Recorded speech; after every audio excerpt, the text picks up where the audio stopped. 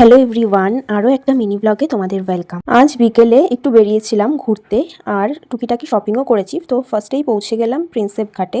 আজকে আর মেট্রোয় যাইনি, বাসে করে গেছিলাম। আর পৌঁছে এই সুন্দর দৃশ্যটা এনজয় করতে করতে খেয়ে নিলাম ভেলপুরি আর গরম গরম দুধ চা। এরপর চা খেয়ে হাঁটতে হাঁটতে পৌঁছে গেলাম ঘাটের কাছে। আর এই সুন্দর দৃশ্যটা দেখতে দেখতে আমি কাটিয়ে দিলাম আজকের এই সন্ধ্যাটা।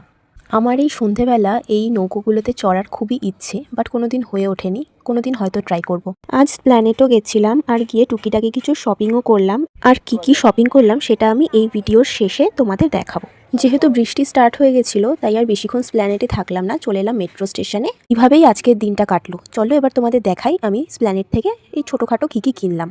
ফার্স্টেই নিয়েছি আমি এই ঝুমকাটা, আর এটা অনলি 30 রুপিস। আর আমি আজকে যা যা তোমাদের দেখাবো এই তিনটে জিনিসই 30 রুপিস নিয়েছে। আর এই ইয়াররিংসটাও আমি নিয়েছি। আর লাস্টলি নিয়েছি এই ব্রেসলেটটা। ভিডিওটা যদি তোমাদের ভালো লাগে তাহলে লাইক করে দিও আর সাবস্ক্রাইব করো আমার চ্যানেল। বাই।